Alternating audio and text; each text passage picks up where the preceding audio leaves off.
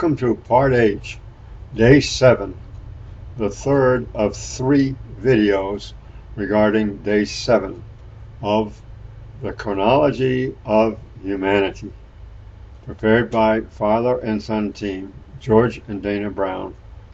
Quote, "For by me, wisdom, thy days shall be multiplied, and the years of thy life shall be increased." Proverbs 9:11. The 7th millennial day, a time of great blessings for firstfruits and severe curses for others. Day 7 again. The turning point marked the beginning of Day 7 in the spring of 1996 AD, the end of the year 6000 from creation. And the Lord's Day now extended 1,000 years from the end of 6,000 to the end of 7,000 from creation. That's when we began the 8th day in the spring of 2996 AD.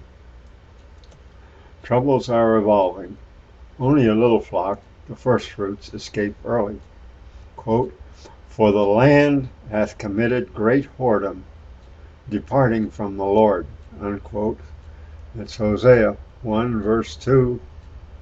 Jeremiah 16:18 says you're going to pay the penalty for disobedience, and Micah 4:10. Prophetic troubles are coming. Quote, "For I, Moses, know that after my death ye will utterly corrupt yourselves, and turn aside from the way which I have commanded you, and evil will befall you in the latter days." I repeat, in the latter days, because ye will do evil in the sight of the Lord, to provoke him to anger through the work of your hands. Deuteronomy 31 verse 29. Consider the latter end. Oh, that ye were wise, that they understood this, that they would consider their latter end. Deuteronomy 32:29 and Psalm 81:13-16. So let us again consider the 7th day and what lies ahead. Zephaniah 1:7-9 and Genesis 2 verse 1-3.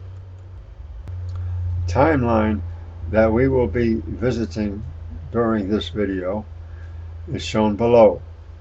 AD years on top and years from creation on the bottom, from 6,000 to 7,000 from creation. Okay, here we have the turning point in the spring of 1996 AD. That's the joint between the year 6,000 and 6001 from creation. Now, the 7th millennium began at that point for 1,000 years through the year 7,000 from creation in the spring of 2996 AD. But it also marked the beginning of the 1650-year regeneration, Matthew 19:28. Okay, the order of the Exodus, the prophetic regeneration, Matthew 19:28. We have 3 groups of saints. The firstfruits, then 1,000 years later we have the main harvest, and 500 years after that we have the latter harvest. And finally, 150 years later, we have the tares, the servants, a total of 1650 years. Now we go back and start with the beginning of Jeremiah's 70 years in the spring of 1918 AD, or 5922 from creation. That's Jeremiah 25, 8-13, and 29, 10-14. The latter says that the gatherings begin then. Jeremiah's 70 years, 1918 to 1988 AD, spring to spring, 5922 to 5992 from creation.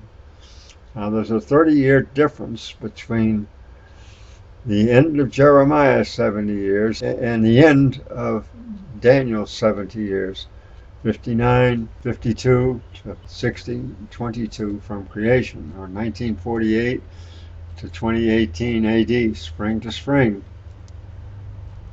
Okay, between Jeremiah and Daniel's 70-year intervals, the 30-year difference is 1988 to 2018 AD, spring to spring. Myriad events evolved during this 30-year difference. After Jeremiah's 70 years, but during Daniel's 70 years. So Daniel's 70 years now, you have Daniel 9, 1 and 2, and verses 24 to 27. Matthew 24, 32 to 34, and Psalm 90, verse 10. Okay, and most important point is the seal of the living God. I'll repeat that again. The seal of the living God was upon the firstfruits before the half-hour wait began in the spring of 1996 AD. That was in the year 6000 from creation, when multitudes were passed over, Passover year.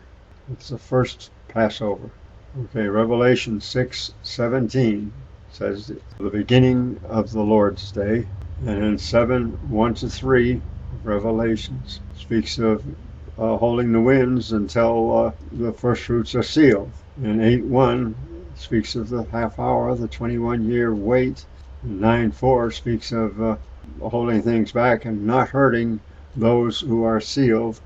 And 14, verse 1 to 5, speaks of the 144,000 again who are sealed. Okay, now the half hour, 21-year wait extends from the seal of the living God unto the Glorious Solemn Assembly. So from the spring of 1996 AD for 21 years to the spring of 2017 AD, we have the half-hour wait of Revelation 8:1. Now multitudes again were passed over for the first time in the year 6000 from creation, which ended in the spring of 1996. That was 1995 to 1996 AD, spring to spring. Okay, the year 6022 is the year of the Glorious Solemn Assembly, spring to spring, 2017 to 2018 AD, 6022 from creation. That's slide 1 of 4 slides here now. The Solemn Assembly is the most important year in the history of humanity.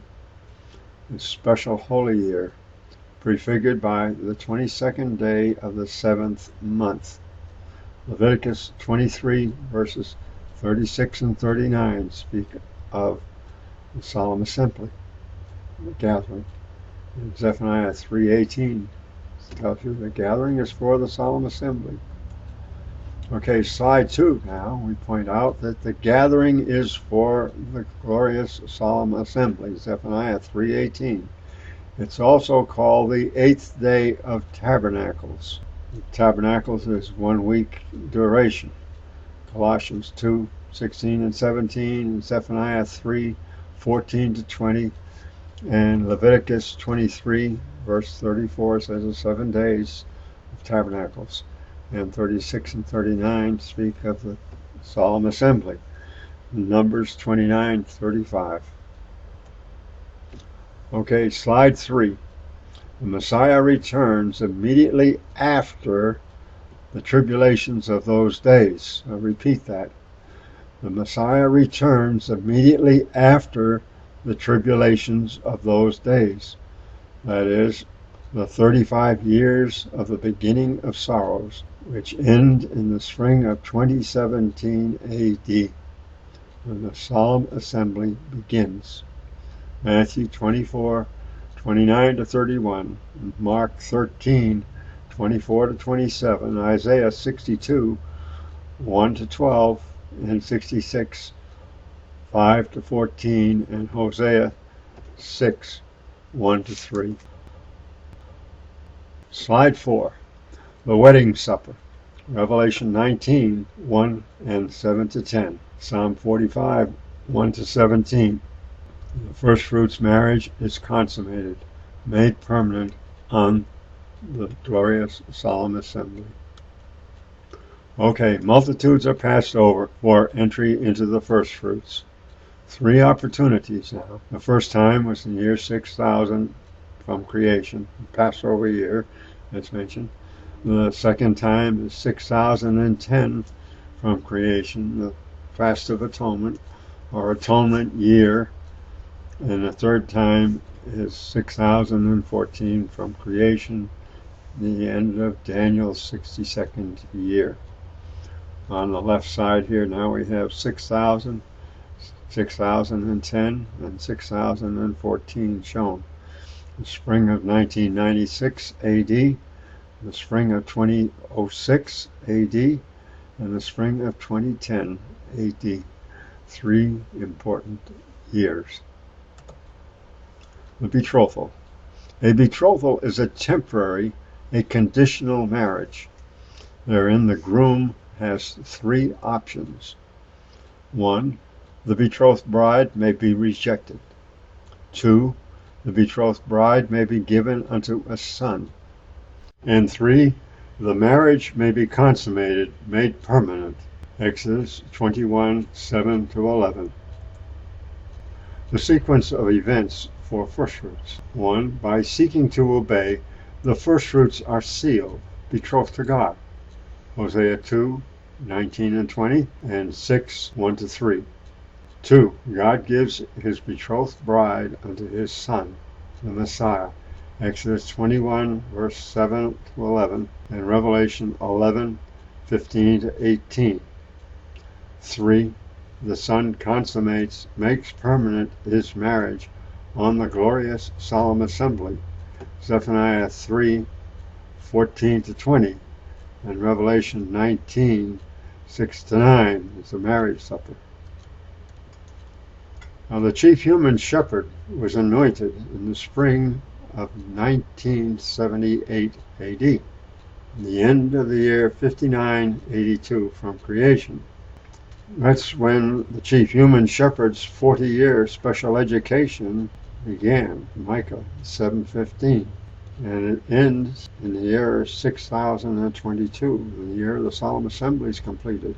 Wow. Okay, so we have the firstfruits 42-year hour shown here, and 2018 is the AD is the end of the Solemn Assembly. The chief human shepherd has many references. Psalm 45, verse 1 to 17. 1 is Moses petitions God to establish a chief human shepherd over his people. Numbers 27, verses 16 and 17. 2 is the chief human shepherd was known from the womb. Isaiah 49, 1 to 6, and Jeremiah 1, 4 to 10. 3 is the chief human shepherd was anointed 40 years before the Solemn Assembly to undergo a special education program.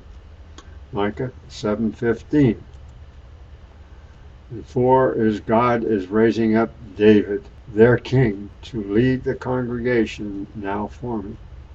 Jeremiah 30, verse 9, Psalm 89, verse 20 to 37, I have found David, my servant. And 1 Kings 13:2 speaks of Josiah being the king. And Isaiah 4, verse 2 to 6, the gathering. And Jeremiah 23, 3 to 8, and Deuteronomy 30, verses 1 to 3, and Zephaniah 3, 14 to 20. Okay, the next one is the chief human shepherd is brought forth before the Israelites, the firstfruits, are gathered. Isaiah 49, verse 5 and 6. The chief human shepherd is the high priest under God and is cautioned to obey or lose his position. Zechariah 3, 1 to 10. And the chief human shepherd's birth year is identified. The 23rd year of Jeremiah's 70 years is 1918 to 1941, 1941 being the 23rd year. Josiah's 13th year, he was 12 years old in 1941. Josiah's birth year, 1941 minus 12 equals 1929. 1 Kings 13:2 and Jeremiah 25, 1 to 3. And the chief human shepherd is Jesus' angel, messenger, to show things which must come to pass. Revelation 22, verses 6 and 16. And the chief human shepherd's responsibilities include items set forth in Isaiah 61, verses 1 to 3. I, God, will make a man, the chief human shepherd, more precious than fine gold. Isaiah 13:12. Okay, what else has been foretold for this world under God's left? The big move is underway. The great regeneration involves moving all humanity from under God's left to under God's right. This occurs during a 1650-year interval that began with the turning point in the spring of 1996 AD, upon completion of 6,000 years from creation. That's when day 7 began. The significance of the Firstfruits 42-year hour. 1. Betrothed marriage of God to the Firstfruits. God then gives his betrothed bride unto the Messiah. And then the initial 35 years of the 42-year hour previews tribulations to come upon those remaining in the nether world, as opposed to the upper world. The Firstfruits enter the eternal kingdom under Jesus, under God's right, to enter heaven on earth. Now, this is the upper world. And those remaining in Satan's domain experience a growing hell on earth, the nether world. In other words, both groups are going to be right here on earth as Jesus rules in the midst of his enemies. 3 sequential kingdoms of the north. 1. The 6th, King Solomon until 1988 AD, shortly after God's Holy Ark was taken captive. Zechariah 5:4, Genesis 49, 1 and 10. Well, 1 speaks of in the latter days, and verse 10 says, the scepter shall not depart from Judah, nor a lawgiver from between his feet, until Shiloh come, and unto him shall a gathering of the people be.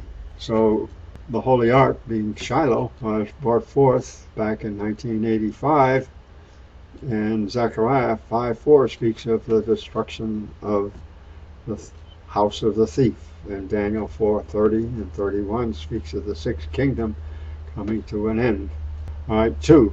The 7th kingdom, a dual throne, Christianity and Islam, the 2 witnesses, 2 horns of Daniel's ram.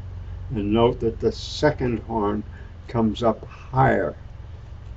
Daniel 5:25-28, and Daniel 8:3-20 speaks of the Daniel's ram and the he-goat that defeats the ram. And the ram gives his kingdom to the beast. All right, that's Revelation 17. It's not shown here. It's 17 verses 12 to 17. But Revelation 11 and 12 speaks of the 2 witnesses, waiting 3.5 days until the midst of the 8th millennium. All right, now the 8th kingdom is Satan as man. Daniel 10:5-8 and Luke 4 5 to 7. The 6th, 7th, and 8th kingdoms ruled by the left. They are under the left hand of God. This sequence remains under Satan's dominion until individuals enter the eternal kingdom as saints, and later the tares also enter the eternal kingdom, but as servants. Those who miss the boat, those not yet in the eternal kingdom, the tares are referred to as the dead. And they're in the neither world until they come out. Revelation 20, verse 5, Revelation 14, verse 10 and 11, and Revelation 19, verses 19 to 21, and Luke 17, 29 and 30, and Psalm 11, verse 6. The tares serve and tithe to the saints, or endure more immediate consequences. Malachi 3, 8 to 12, Exodus 23, 20 to 25, Psalm 2:8 speaks of the tares being the servants, of those not in the kingdom being the servants. Isaiah 14:2 says the same. And then 60 verse 12, 61:5, 1 Chronicles 17, 9 to 15, and Zechariah 14, verse 16 to 19 says you either shape up or you get punished.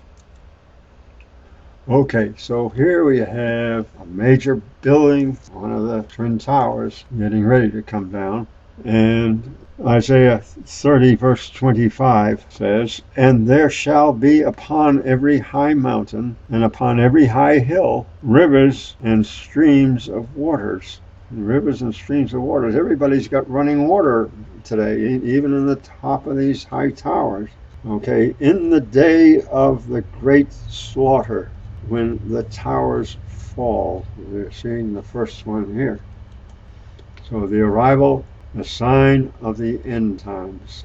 Isaiah 30, verse 25, and Zephaniah 1, verse 16.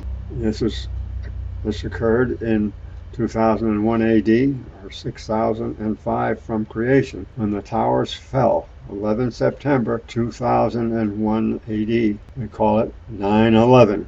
Now, here's another view. And Zephaniah 1 verse 16 speaks of a day of the trumpet and alarm. Well, the day of the trumpet, when the trumpets began in the 7th millennium. An alarm against the fenced cities and against the high towers. The promised resurrections of the dead. All eyes are to view the Messiah's arrival. Revelation 1:7. But Satan's arrival also will be witnessed by the dead. Isaiah 14, verse 9. Now there's many references that speak of the resurrection of the dead, the graves giving up their occupants. Revelation 20, verse 5, Ezekiel 37, 1 to 14 speaks of the bones coming together and the flesh coming upon the bones and the breath of life coming back in the individuals. And Daniel 12, verse 2, John 5, 28 and 29 speaks of some the resurrection of life and the others the resurrection of the tribulations. In Isaiah 26, verse 19. Okay, knowing when identifies the true versus the image. You better know when. Revelation 1, verse 12 to 17 describes Jesus' appearance. Revelation 14:14 describes Satan having a golden crown. And Isaiah 14:9 describes the dead being raised to greet Satan. Oh, Satan's doing the same as what's going to happen for Jesus. Daniel 10:5 to 8 describes the great image with an appearance of beauty, much like Revelation 1, verses 12 to 17. Also see Ezekiel 28, verses 1 to 19, speaks of Satan's beauty and appearances. Okay, examine your left and right hands. You can tell the difference because you know the difference between your right and the left. The thumbs give it away. All right, one is the image of the other. Satan is the image of Jesus. So hold your two hands out for a moment and have your right hand or your left hand tell you what to do. They can't do it. But the head, representing God Almighty, Genesis 1, verse 26 and 27, the head controls the whole show. Satan is bound for 1,000 years, Revelation 20, verse 2 and 3. This means that for 1,000 years, the potential main harvest, a great multitude, will not serve Satan and those serving him, but will reject their evil ways and cleave to righteousness. That is, if they want to enter the eternal kingdom when the 8th millennium gets underway. Nevertheless, Satan will still have dominion under the left hand of God, this world excepting for the firstfruits. Now, again, notice people will not serve Satan. Today, they're all serving him, and that's the problem. There's only a little flock in the firstfruits. Satan is bound, continue. Again, potential main harvest, a great multitude will limit Satan's ability to function by opposing Satan and those serving him. Thus, Satan will effectively be bound for 1,000 years, whereas the latter harvest, being a considerably smaller flock, will not weld the strength and power of the main harvest, who then will have entered the eternal kingdom as saints here on earth. So the message is, start opposing Satan and those serving him. The main harvest, 42-year hour, is prefigured by the firstfruits, 42-year hour. The second watch, the main harvest, 42-year hour, begins as their 1,000-year wait approaches the 8th day. Okay, the end of the Lord's Day, the end of the 1,000-year wait for the main harvest. Now, it begins 14 preparation years for the main harvest in 69-86, 14 years before the end of 7,000 from creation. That's the beginning of the 8th day. It's 7,001 marks the beginning of Revelation 8:1, the 21-year half-hour wait for the main harvest. And 70:22 from creation is the main harvest solemn assembly. This completes part 3 of day 7, the chronology of humanity.